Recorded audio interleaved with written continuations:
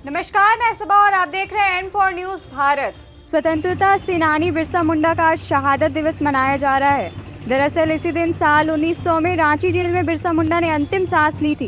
प्रदेश में भगवान की तरह पूजे जाने वाले बिरसा मुंडा की 127वीं पुण्यतिथि पर लोग आज उन्हें नमन कर रहे हैं। ऐसे में झारखंड के सीएम हेमंत सोरेन सहित कई बड़े नेताओं ने धरती आबा बिरसा मुंडा की पुण्यतिथि पर उन्हें नमन किया है। वहीं केंद्रीय मंत्री अर्जुन मुंडा ने ट्वीट कर कहा कि खूंटी के वीर अमर शहीद धरती आबा बिरसा मुंडा जी के शहादत दिवस पर उन्हें कोटि कोटि नमन। अंग्रेजों के खिलाफ उलगुलान कर मात्र 25 साल की उम्र में अपने प्राणों की आहुति देने वाले भगवान बिरसा मुंडा जी के शहादत को देश सदैव याद रखेगा। इस मौके पर बाबूलाल मरांडी और दीपक प्रकाश ने भी धरती आबा को नमन किया।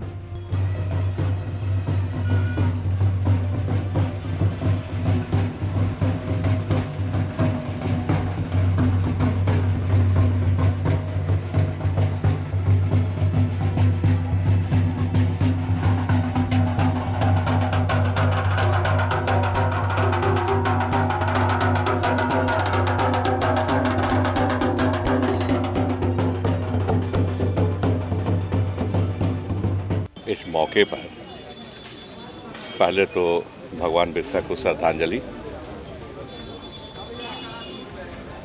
उन्होंने शहादत दी इस कारण से जिस निमित्त उसको पूरा करने की जिम्मेदारी झारखंड निर्माण के बाद हम सभी झारखंडियों का है। मेरे समय से उनके जो सपने थे, उनके जो कार्य थे, अधूरे रहे। बीच पे ही शहादत उनकी हो गई, लेकिन मेरा अनुमान है कि अभी तक उनका काम बाकी अधूरा ही है।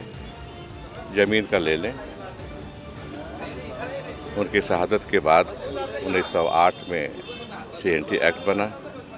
हमें पूछना चाहिए अपने से, हम सबको पूछना चाहिए, क्या CNT एक्ट के प्रावधानों का अनुपालन हम कर रहे हैं? ये पूछना चाहिए।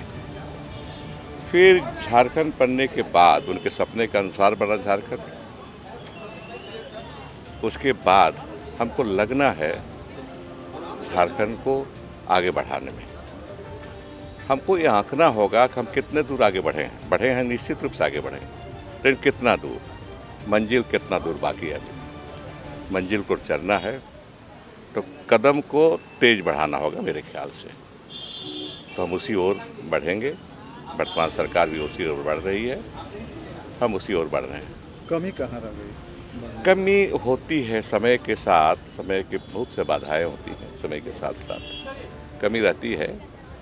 इतना आसान नहीं है।